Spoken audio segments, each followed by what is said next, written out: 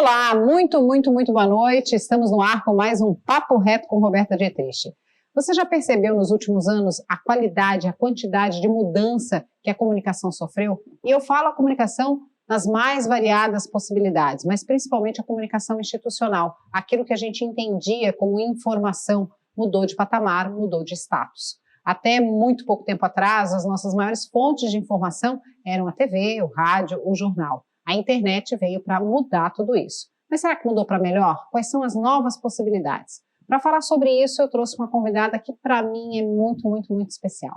Eu estou falando da jornalista Daiana Brocardo, que é minha convidada nessa noite. Muito boa noite, obrigada por aceitar o nosso convite. Boa noite, muito obrigada pela oportunidade. Roberto, o prazer é meu, né, de estar aqui conversando com você.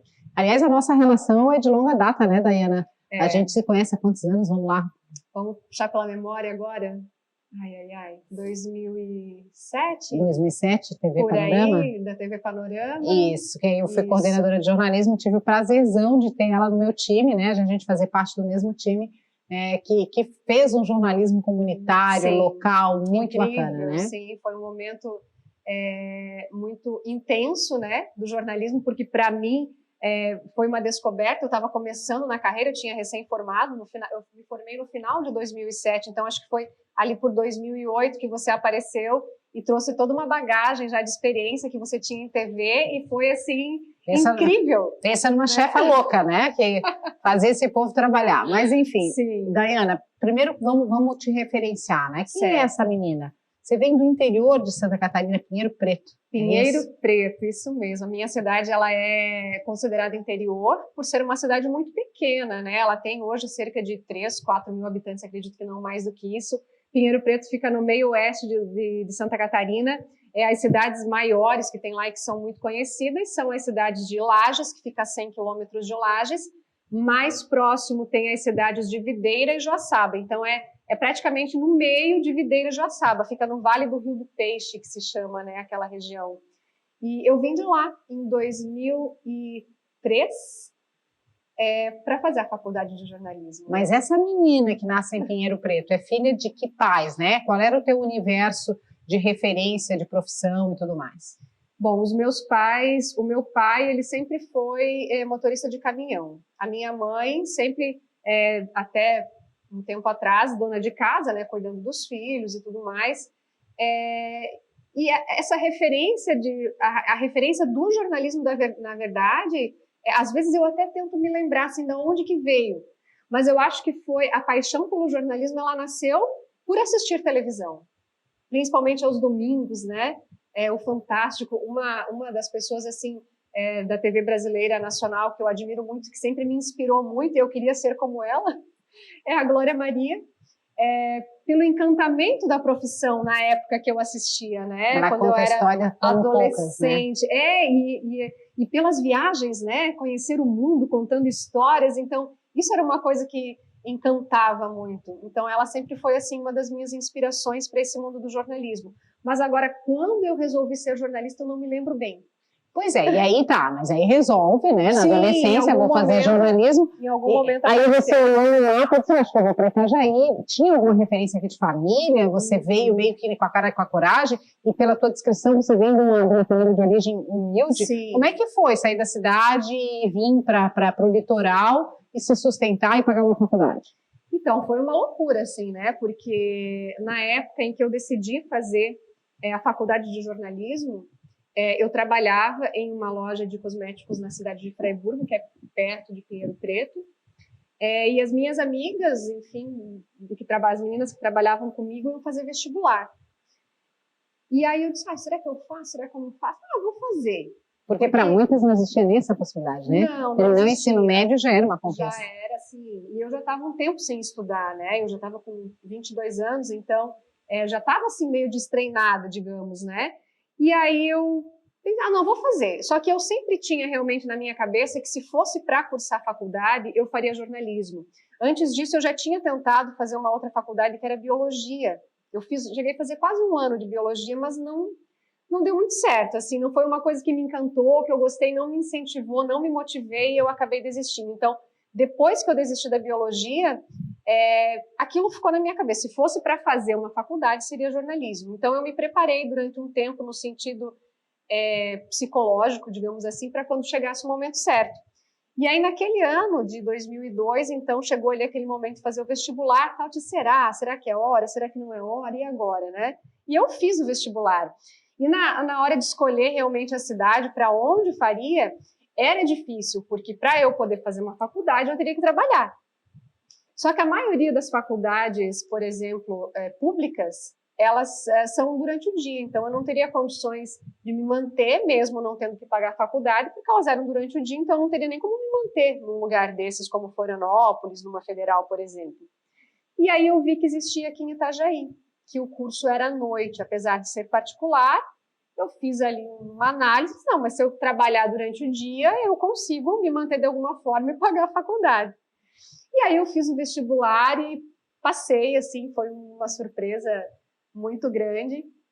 E eu lembro que eu cheguei contando para os pais, tal, que eu tinha passado, mas eu já estava decidida que eu vinha para cá, né? Era uma coisa assim muito louca. Apesar de que existiam sim algumas coisas que me prendiam muito lá, porque na época o meu filho, ele nasceu em 98, então ele estava com 4 anos. Ele era pequenininho, gente, como é que eu vou fazer Você agora? Você tem um filho aos 18, né?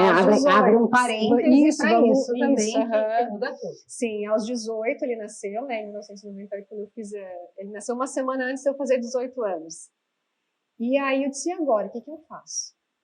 Aí eu conversei com os meus pais e disse, não, pai e mãe, né? O que vocês acham? Se vocês me ajudarem a cuidar dele, pelo menos até o tempo de eu me estabelecer, né? Eu vou atrás do meu sonho. Sim. E aí eles me apoiaram totalmente, falaram, não, se você, financeiramente, o pai e a mãe não podem te ajudar em nada. O que o pai e a mãe podem fazer é cuidar do Alberto para você durante esse tempo em que você está se preparando para a tua vida.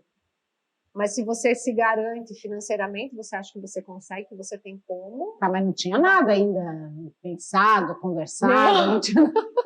Daí você pega, entra no ônibus e vem, como é que é isso? Não, aí assim, como eu trabalhava já há um tempo nessa loja, então na hora de sair, claro que eu recebi o acerto, então eu consegui fazer, digamos assim, uma poupancinha ali, um valor que me ajudou muito no começo. Mas eu acredito muito, Roberto, que as coisas elas são como tem que ser, né? Claro que depende muito da nossa atitude, do nosso posicionamento, da nossa ação, mas elas têm que acontecer conforme tem que ser, não adianta. Então, assim, eu vim. O pai e a mãe me trouxeram por alguns contatos que já tinham aqui em Balneário Camboriú. Eu aluguei uma kitnet, assim, sem saber como é que era, nada. E era dentro do valor que eu podia pagar, disse, não importa como tô indo, é esse valor que eu posso. Então isso tu alugou em Balneário? Em Balneário Camboriú, isso. Aí eu vim morar aqui em Balneário Camboriú. Isso, janeiro, fevereiro? Acho que foi por fevereiro de 2003. E aí, emprego? Então, o emprego foi muito rápido, porque na primeira semana eu já consegui um emprego no comércio aqui. Também numa loja de cosméticos, não era da mesma franquia que eu tinha lá, da mesma rede que eu trabalhava lá, mas é claro que a minha experiência, né, com vendas, com comércio, me fez conseguir muito rápido um emprego.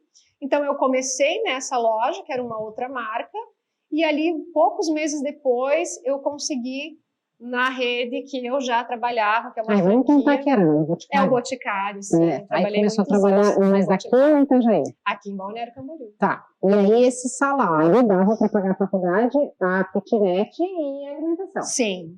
Na estica, né? Na estica. Tudo contadinho. Tudo contadinho. E isso foi por toda a faculdade? No meio da faculdade já mudou? Como é que foi isso? Não, foi por quase até os 2 últimos períodos, né? Porque assim, como eu precisava trabalhar para me manter, então eu não tinha condições de fazer os estágios que muitos colegas faziam. Isso era uma coisa que às vezes me entristecia, assim, mas eu queria fazer também já para ter experiência na área e tudo mais, eu não conseguia. Então, mas eu sempre pensava assim, vai chegar a hora que vai dar certo. Nesse meio tempo, logo que eu vim para cá, veio também para cá uma amiga minha, e ela veio morar comigo, então a gente meio que se apoiava, né? Porque ela também veio trabalhar no comércio, então aí as despesas acabaram ficando divididas, então ficou um pouco mais fácil também nesse sentido. Mesmo assim, as coisas eram muito justinhas, né?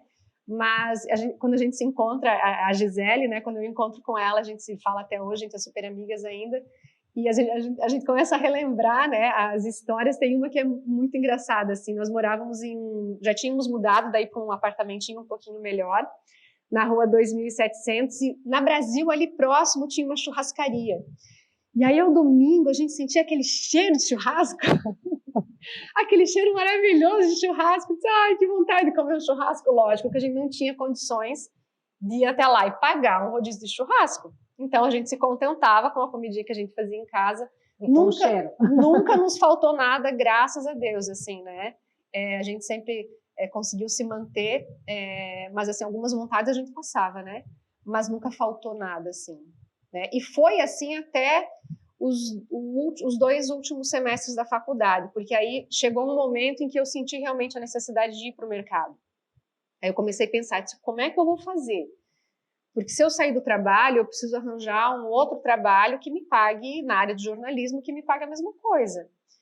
Só que, sem ser formado, ninguém paga um salário inteiro. Foi aí que começou a surgir as oportunidades de estágio. Então, o que eu fiz? Eu fazia 2 estágios, porque na época houve uma regulamentação que se pagava meio piso, né, de jornalista, que é o salário mínimo de jornalista, né, para o estagiário. Então, eu consegui 2 estágios. Aí eu recebi um salário inteiro trabalhando em 2 estágios. Aí de manhã num lugar, à tarde no outro e à noite ia para a faculdade. Bom, essas primeiras experiências na área eram aonde? Eu comecei, o meu primeiro estágio foi na Rádio Univale, onde eu fiquei poucos meses. Depois eu fui para a TV Litoral Panorama. Eu saí da rádio e fui para a TV Litoral Panorama, onde eu comecei realmente a minha carreira como repórter de TV. E aí, de manhã eu trabalhava na Panorama como estagiária e à tarde era no Jornal Diarinho. Que são os 2 lugares assim que me deram base, né, nessa área. Né? Escolas, nossa, tremendas, né? Na área de jornalismo. São veículos, primeiro regionais, né, Sim. com uma linguagem muito regional, mas também que te oferece a possibilidade de fazer um pouco de tudo, né? Porque tu transita em todas as áreas ali da comunicação, do fazer jornalístico, da captação da imagem e a edição da matéria. Sim, com certeza, até porque na TV Litoral Panorama, então a gente transitava por todas as áreas, né? Desde a marcação da pauta até a execução da reportagem em si. Só não fazia edição mesmo, né, no computador, mas chegamos até a fazer a apresentação, né, em um período assim que o jornal realmente era maravilhoso, assim, era excelente, com a equipe que a gente tinha na época lá. Deus, era um repórter de manhã, de tarde, e a gente né? Fazia um jornalão, né, super informativo, quase uma hora. Assim, incrível, né? E no Diarinho também essa base foi muito importante, porque no Diarinho, na TV eu já trabalhava em todas as áreas de editoriais, né? Fazia o que tivesse que fazer, de polícia, né, comunidade, todas as editorias. No Diarinho eu comecei em esporte, com um editor maravilhoso, o Vilmar Carneiro, que também foi assim um professor, nós somos da mesma turma. Um professor incrível assim, e eu comecei no esporte e ele me ensinou a cobrir partidas de futebol, que eu amei, eu adorava fazer. Ele me ensinou as jogadas, as posições, tudo para que eu pudesse fazer as reportagens. E aí lá eu tive a oportunidade também de fazer fotografia. Então, muitas capas e contracapas do jornal eram com as minhas imagens. Eu até tenho algumas guardadas em casa, assim, me orgulhava muito, né? E ter uma foto minha na capa do jornal era incrível. Que trajetória bacana. Sim. E aí, tu te formas Me formei. E neste momento tu para de ser estagiária, né? Sim. Passa a ser contratada. Como é que foi essa relação, tanto com o Diarinho como a TV Panorama, de transição da estagiária para a jornalista? Então, no Diarinho, quando eu me formei, eu já havia cumprido os meus 2 anos, que é o período máximo que na época podia fazer estágio. E então, como eles não estavam com o quadro completo de jornalistas formados, não houve possibilidade de contratação. Então, eu saí do Diarinho e fui contratada realmente na TV Litoral Panorama. Daí eu fiquei por 7 anos, né? Até de 2007, 2008, 7 anos na TV Litoral Panorama. Bom, aí aparece uma nova oportunidade, Sim. Né? Na época que eu abri mão dessa menina, com dor no coração, mas feliz por ela, que você vai para uma TV maior, tem uma outra experiência que aí é na Record. Na Record, isso. Em 2013, também já senti a necessidade de conhecer outros trabalhos, outros veículos de comunicação, né? 7 anos num lugar só, sem experimentar, digamos assim, né, as outras oportunidades. foi um período muito construtivo para mim, mas eu senti essa necessidade de conhecer realmente outros lugares. E aí, graças também, né, o seu empurrãozinho, né? Deu a indicação lá para a chefe dela, disse, ó, contrata que essa menina é show de bola. A indicação demorou ainda, acho, alguns meses, mas aí quando surgiu a oportunidade, eu fui chamada lá. Eu entrei como pauteira, né, na verdade, não foi como repórter. Eu entrei como pauteira, fazendo as pautas. E assim que surgiu a oportunidade de ir para reportagem, quando uma das repórteres saiu, aí eu fui colocada para a rua e fiquei lá até o ano passado. Também. 6 anos, 2013. 7 anos também, são 2 a cada ciclos, 7 anos ela muda. A cada 7 e nesse anos. meio tempo, né, a Daiana se casa, vem o Albertinho para cá e tem outros 2 rebentos. Isso mesmo. Daí durante toda essa história, bom, no final de foi em 2007 ali, né, a partir do final da faculdade, foi tudo meio junto ali, né, ali naquele momento eu me casei. Em 2008, daí, que foi final de 2007, em 2008 o Alberto veio para morar aqui, então, né, finalmente, depois de ter cumprido, né, o meu acordo com os meus pais, e era realmente a minha vontade, e era a expectativa dele, ele estava esperando por isso também, porque era o nosso combinado, que ele viria, então ele veio para cá, e aí os outros meninos chegaram um pouco mais tarde, né, o Yuri que nasceu em 2013, ele vai fazer 8 anos agora nesse mês, e o Nicolai nasceu em 2017. Vai fazer 4 anos o mês que vem. Presentes na vida. Gente, vou dar uma paradinha, uma respirada. Você não sai daí, que eu já volto para falar sobre as transformações da comunicação e da vida dessa moça que caminham paralelamente. Volto já.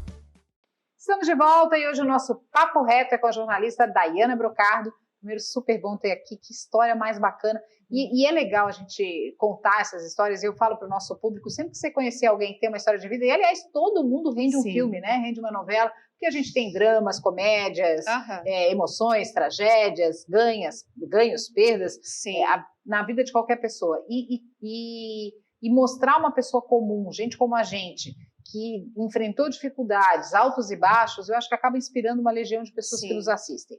Bom, a gente contou aí toda a tua trajetória, né, no primeiro bloco, e aí agora no segundo bloco eu queria falar um pouquinho sobre essa transformação da mulher, né, da mulher e da profissional Daiana, que em determinado momento se vê no fim de um casamento, se vê insatisfeita com a atuação dela e percebendo que o mercado caminhava para uma outra comunicação. Como é que foi esse processo? Então, na verdade, assim, as coisas, mais uma vez, não acontecem do dia para a noite, né? Assim como a gente constrói as coisas boas, eu acredito que a gente constrói também, não são coisas ruins, mas eu acho que são os caminhos que talvez a gente não queira enxergar de uma maneira tão clara, né? Porque ninguém mais é responsável pelo que acontece com a gente do que a gente mesmo, né? Então, tudo que acontece com a gente é resultado do que a gente vem construindo, né? Seja bom ou seja ruim.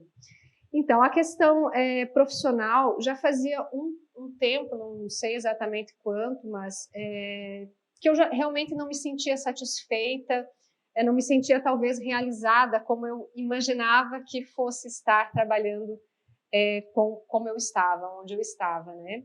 A empresa onde eu trabalhava, eu entrei como RIC Record, depois ela passou por uma mudança, começou a se chamar NDTV Record, que é como é hoje. Ela também passou por várias mudanças de gestão, de editorial, muitas coisas mudaram, né?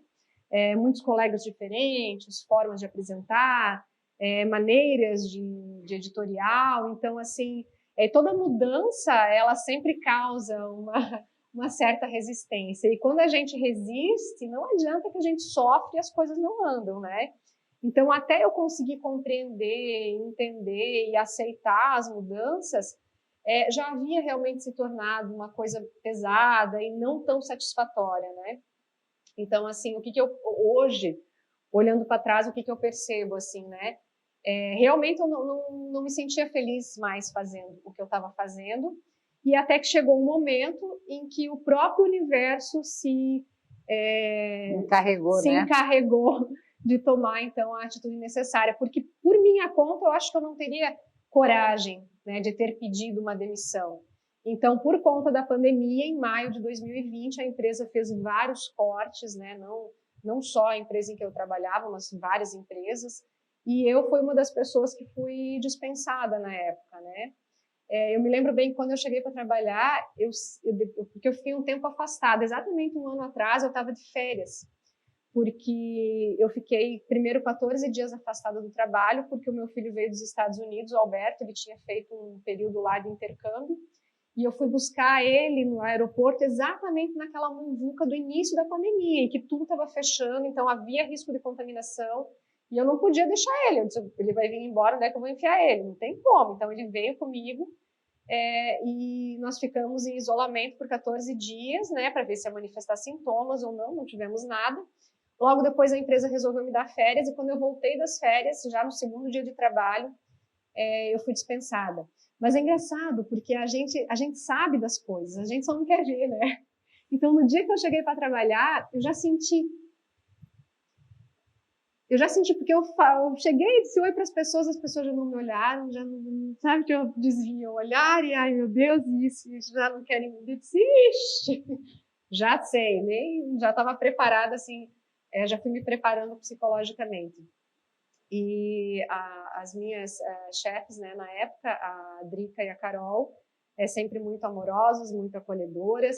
Eu acho que elas ficaram mais preocupadas até do que eu mesma, né? Porque eu estava vivendo um momento diferente, porque um mês foi em maio a demissão, em fevereiro eu havia me separado, tinha mudado de casa, tinha entrado numa nova rotina com as crianças. E aí veio a pandemia, e depois a demissão, então foi uma loucura, assim, foi uma reviravolta tremenda, né? Mas realmente, assim, Roberto, eu acho que o universo se encarrega de dar essa chacoalhada e dizer, ei, peraí, o que você está fazendo com a tua vida, né? Vamos acordar, existem outros caminhos, existem outras possibilidades, né? O que você realmente quer da tua vida? Quem é você? Para onde que você está indo? Então foi um momento, assim, de me reconhecer, me reencontrar. 2020 foi extremamente marcante para essa análise, né? Sim. Eu acredito que muita gente, quando o ano de 2020 terminou, eu escutava as pessoas dizendo: ai, 2020 tem que ser apagado da história.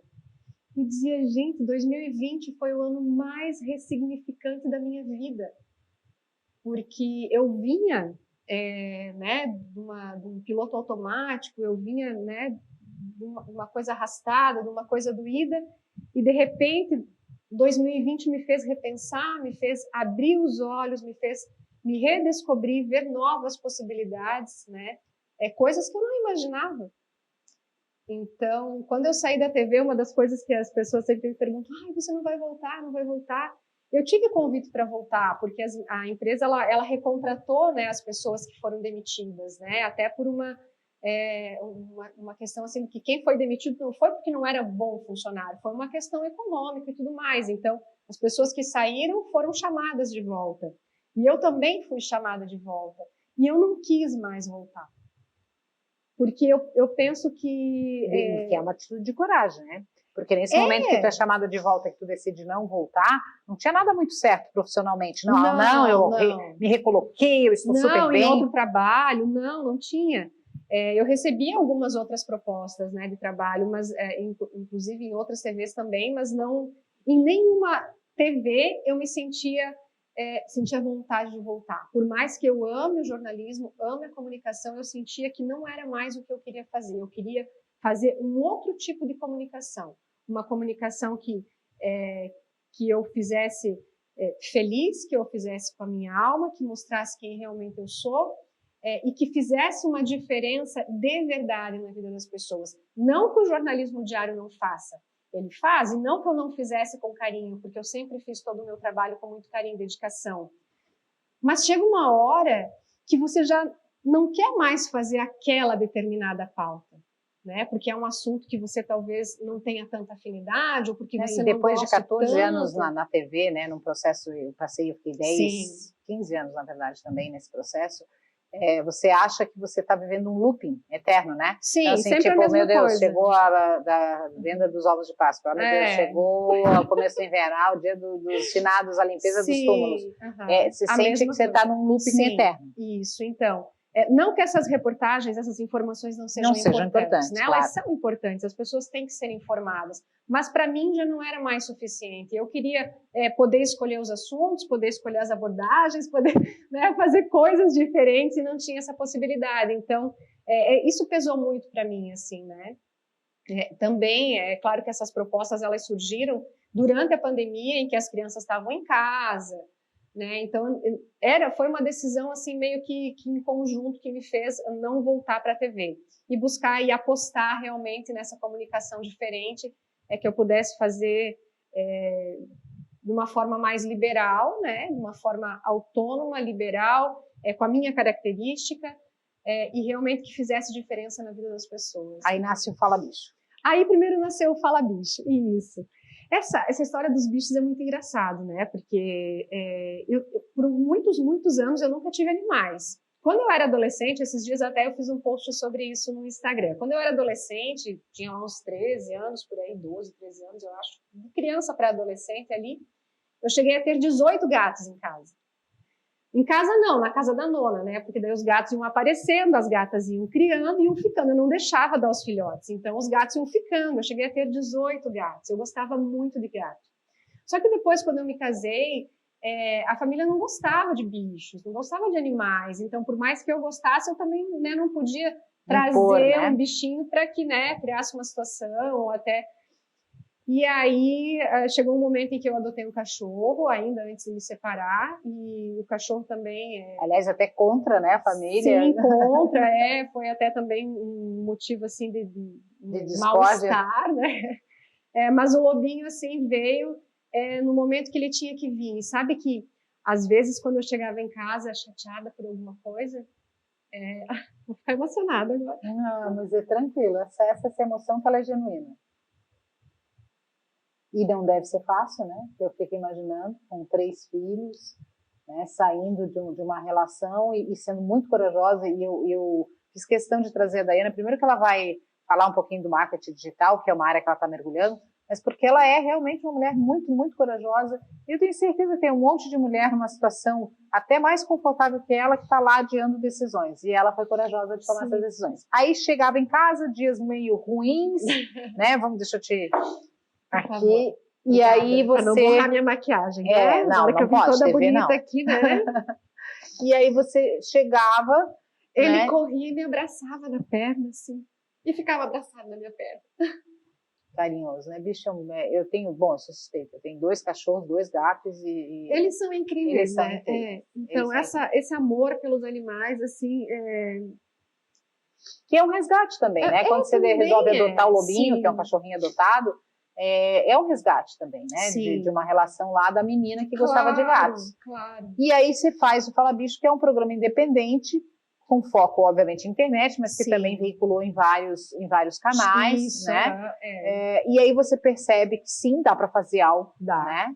Que isso não é fácil, né? Nem simples, mas que dá para fazer e que dá para empreender na comunicação. Com certeza. Foi essa a percepção? Foi essa, Roberta. Primeiro porque esse mundo dos animais, ele é um mundo muito empreendedor e que ele cresce cada vez mais, né? Porque os animais, eles estão cada vez mais presentes na vida das pessoas.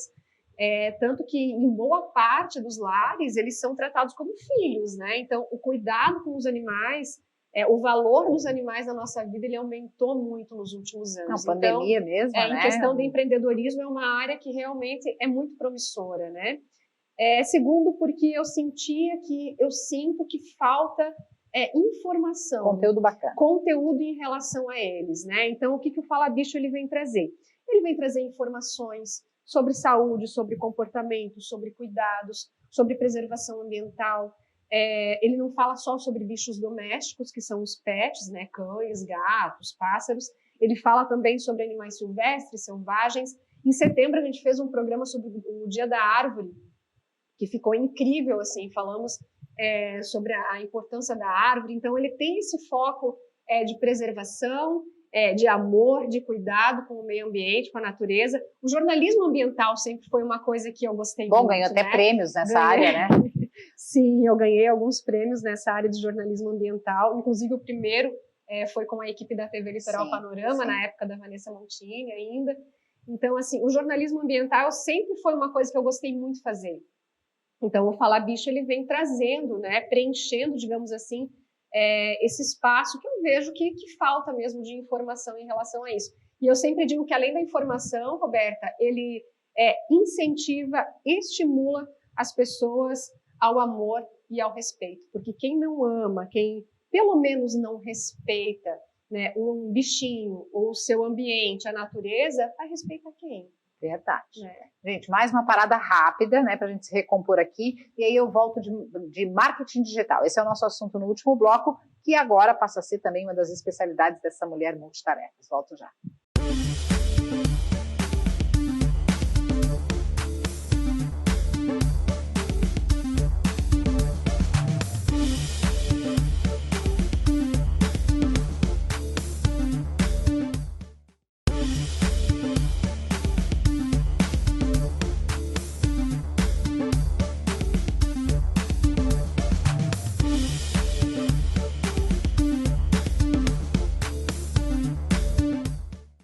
Estamos de volta, esse é o Papo Reto com Roberta Dietrich, hoje recebendo uma convidada, uma amiga muito querida, uma profissional da qual eu fiz questão de trazer aqui, porque eu dividi com ela o nosso time de jornalismo, na época ainda da TV Litoral Panorama, aqui em Balneário Camboriú, em que eu coordenava o jornalismo, tinha ela nesse time e aprendi muito e quis trazer essa história de vida para dividir com vocês.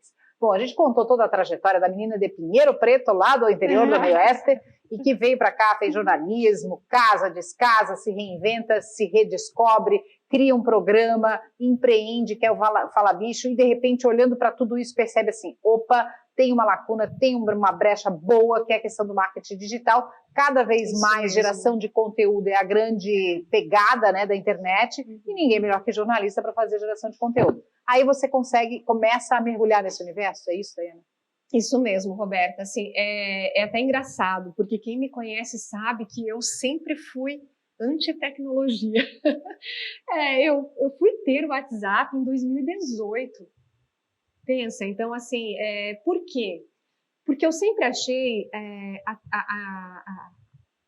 esses recursos tecnológicos, WhatsApp, Facebook, as redes sociais, né, muito invasivos, né?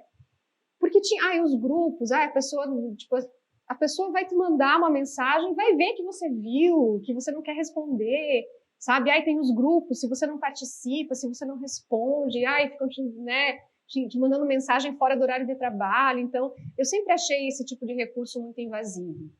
E realmente, ele era, né, para mim, naquele momento. E também, eu não sei se você tem essa sensação, né, eu já passei um bocadão dos 45, né? Mas a gente que é daquela geração que não nasceu conectada, tudo aquilo que a gente não conhece, o que a gente não é boa o suficiente, a gente diz que não gosta. Porque isso é mais fácil dizer, não, eu não gosto. Na verdade, eu não sei. E aí eu fico, não, mas eu não tenho habilidade, eu não sei. O fato é que ninguém nasce sabendo, né? Sim. Nem os chipados, nem a geração X, nem Y, a última geração, né? Nem a Baby Boom, nada, nenhuma geração sabe. O fato é que a gente aprende se quiser. Sim. Tem gente que tem 14 anos e não mexe com tecnologia e tem gente que tem 40 e dá um banho. Então, é uma questão de se dispor, né, se Daiana? Dispor, Naquele momento, para mim, até aquele momento, então, as tecnologias ainda eram invasivas. Até que eu comecei a usar o WhatsApp, sempre com restrições, até o pessoal do trabalho sabia que eu não gostava que me mandassem mensagem fora do horário, porque eu não ia responder, porque eu achava realmente ruim, então, mas hoje, o que eu penso em relação a isso? São ferramentas que, se usadas com cautela, com respeito, como realmente elas foram criadas para serem usadas, elas são benéficas, elas nos ajudam, elas nos auxiliam, e elas estão disponíveis com um acesso muito maior. Né? Muito mais gente tem acesso a isso. Então, é um recurso que, infelizmente, hoje ainda não é muito bem utilizado, né? Porque as pessoas, às vezes, perdem um pouco o controle sobre ele, né? Mas que, se for bem utilizado, ele pode, sim, acrescentar muito na nossa vida. Né? Então, Quando eu comecei com o Fala Bicho, foi que eu senti isso realmente, assim, né, do envolvimento que as pessoas tinham, né, de mostrar os conteúdos, da interação e tudo mais. Olha, eu acho que é o caminho, até porque a questão de conteúdo mesmo, escrever para redes sociais, eu já escrevo faz um bom tempo já, faz uns 5 anos, né, que eu e as minhas amigas, a Ana Círico e a Sheila Cardoso, temos uma parceria que a gente faz esse tipo de trabalho, além da produção de conteúdos, também a assessoria de imprensa. Então, já é uma coisa que eu fazia, mas eu, pessoalmente, nunca tinha me envolvido. Então, nesses últimos meses, é que realmente, assim, eu senti que dá para utilizar o marketing digital para trazer conteúdo de valor. Dá para utilizar ele realmente da maneira certa, para acrescentar, para agregar, para trazer uma informação, para contar uma história, para acrescentar na vida das pessoas. Daiana, eu imagino que esse clique, né, de olhar para isso e dizer, nossa, não tem volta, né? Esse é um caminho bacana, esse é um nicho de mercado, é uma oportunidade profissional. Deste momento do clique até o dia de hoje, eu imagino que você percebeu, negou, que é o natural de todo mundo, né? Perceber, né? É verdade, mas isso não é para mim, né? Eu não, capaz, como é que eu vou disputar com essa gurizada que está saindo agora? E, ao mesmo tempo que aquela mulher forte, que contou toda aquela trajetória de coragem e tudo mais, foi lá, bateu e disse, Daiana, vamos lá, né? Como assim? Né? Tu aprende qualquer coisa hoje em dia. Sim. Então, tá aí, inclusive, para aprender, tá tudo disponível na internet. Sim. E aí você mergulha nesse universo, faz um curso, sim, né? Eu tô fazendo vários, inclusive. E aí, o que você descobre nisso? Eu descubro, Roberto, porque assim, o meu objetivo com o marketing digital é o marketing de conteúdo, né? É mostrar para as pessoas que é possível você realmente agregar, você fazer conteúdo, você informar de uma maneira construtiva, né? As possibilidades, elas são infinitas, né? As pessoas podem usar o marketing digital de várias formas. O meu objetivo no marketing digital, com o marketing do conteúdo, é mostrar para as pessoas que é possível você vender o seu produto, vender o seu trabalho por meio do conteúdo, né? Você pode mostrar quem você pode mostrar o teu trabalho, você pode mostrar o teu serviço, você pode ensinar o que você faz e mesmo assim você vai conseguir vender. Então, são estratégias bem interessantes, né? Com base no conteúdo de valor mesmo, que transformam as pessoas. E hoje, por conta da pandemia, essa questão do mercado digital, ela teve um crescimento muito grande. Então, as pessoas estão procurando tudo nas redes sociais, na internet, enfim, né? Desde produtos físicos até conhecimento. Então, e hoje você é o seu melhor cartão de visita, porque você tem aplicado essas técnicas, sim. Eu tenho percebido, assim, uma Daiana super ativa no Instagram. E que efeitos você já percebe até como argumento para vender o seu trabalho, né? O que você percebeu que aconteceu a partir do momento que você sistematizou postagens, criou conteúdos? O que aconteceu? Eu percebi que você pode atingir, por meio da tua estratégia, do teu conteúdo, do teu objetivo, você consegue atingir a pessoa que realmente está conectada com o seu propósito. E eu acho isso muito legal, porque a rotatividade de seguidores é interessante. Assim, eu ainda tenho poucos perto do seu perfil, por exemplo, que tem quantos? 6 mil por aí? 6 mil. Não, eu não tenho nem 1.000 ainda. Mas também começou ontem, né? Sim, ele é novo. Mas mesmo assim é interessante, porque assim, todos os dias, tipo, 2 ou 3 deixam de me seguir e 2 ou 3 chegam. 2 ou 3 deixam, 2 ou 3 chegam. Isso quer dizer o quê? Que eu estou formando a minha comunidade, as pessoas que realmente se interessam pelo que eu estou fazendo. E isso é muito legal de dizer, porque tem gente que contrata alguém para fazer rede social. E às vezes a gente tem aquela coisa de olhar para o copo meio vazio, em vez do meio cheio. Mas eu perdi 6 seguidores, ganhei 10, mas perdi 6. Por que as pessoas deixam de me seguir? Porque é isso, porque você está alinhando a sua bolha, né? Eu brinco que é a sua bolha onde você atua, né? Onde o seu perfil faz conexões. E é isso mesmo, você começa a se posicionar, quanto mais você se posiciona, mais gente vai achando aquilo legal e vai chegando, e gente que não é legal com aquele propósito, que não concorda com a sua visão de vida, vai saindo. Eu rio muito sempre, porque eu sigo até em função da minha atuação ser bem diversa em várias áreas e tal, e aí eu me relaciono com públicos de posturas diferentes, né? Se a gente falar jornalistas normalmente são de esquerda, pensam assim, né? Empresários, com quem eu me relaciono muito. normalmente são de direita, então eu transito em algumas bolhas ali na internet. E é muito curioso, às vezes alguém coloca assim no seu perfil, quem votaria no Bolsonaro novamente em 2022, né? Vou dar um exemplo assim, sem juízo de valor aqui. Só diga sim ou não, sem comentário para não polemizar. E aí aparece uma série, né, dependendo de quem é a pessoa, de sims, né? Então tem lá 50 comentários, sim, com certeza, lógico, claro, óbvio. Aí se é um outro perfil que faz a mesma pergunta, aparece o mesmo número de não. Imagina, sim. Deus o livre. Então assim, e aí o que a pessoa pensa, né? Não, eu estou certo, eu vou votar e estou certo. Porque ele validou isso com a sua bolha. Sim. Isso é muito interessante a gente pensar que não é porque todo mundo da sua rede social acha que o azul é bonito, é que o azul seja a melhor cor do mundo. Né? Mas ao mesmo tempo você se comunica com isso. A grande sacada da rede social é que ela meio que ela não substitui, né? Mas ela representa o nosso relacionamento pessoal da seguinte forma. Você tem o seu grupo de amigos, né, os seus familiares, amigos conhecidos, pessoas do trabalho, da academia, roda, sei lá, né, do barzinho.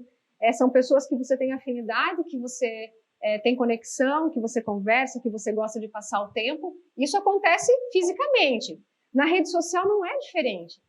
Por mais que você talvez não conheça a pessoa pessoalmente, mas ela está ali porque existiu algum tipo de afinidade. E como você falou, quanto mais você se posiciona, você mostra o seu objetivo, você oferece o seu conteúdo, a sua experiência, né, você mostra no que você pode contribuir para aquela pessoa ou para aquele grupo de pessoas, mais as pessoas que têm afinidade vão chegando. Então você constrói também esse grupo, essa conexão com essas pessoas, como se fosse fisicamente, só que é virtual. Né? Pois é, gente, essa menina forte, corajosa, está aí empreendendo, né, abrindo mais um leque profissional para se realizar como comunicadora social que ela é, com a sua formação, para sustentar a sua família. Sim. E para encontrar pessoas com o mesmo propósito. Eu comungo desse propósito, que a gente faça o que nos faz feliz. Você é uma mulher muito, muito, muito inspiradora. Obrigada. Uma mãe incrível. Nas últimas vezes que nós nos encontramos, tem algumas falas tuas que não me saem da cabeça, eu sempre que possível as uso, né? Palavras de posicionamento, de postura, de vida. Eu quis muito dividir você com a minha audiência. Obrigada por ter vindo. Obrigada. Você também sempre foi uma inspiração para mim, né? Tanto pela tua história profissional, também pela sua história pessoal, porque convivemos muito tempo dividindo, verdade. As nossas angústias, os nossos anseios, as nossas descobertas. E agora, mais ainda, né? Eu que fico muito feliz mesmo. Muito que a gente se encontre em muitas curvas da vida, viu? Com certeza. Assim será. Gente, essa é Daiana Brocardo. Aliás, o Instagram dela é @daiana.brocardo. Acertei? Daiana Brocardo. Daiana Brocardo. @Daiana Brocardo. Procura por ela, vê o conteúdo bacana que ela está fazendo. Se você gostou daquilo que ela está oferecendo, do propósito dessa mulher, chame ela para atender a sua marca. Tenho certeza que você vai encontrar uma profissional na melhor qualidade. Mais uma vez, obrigada, boa noite. Obrigada, boa noite. Hoje, então, o papo foi com Daiana Brocardo. Eu tenho certeza que você gostou, porque eu amei, tá? Beijão, até a próxima.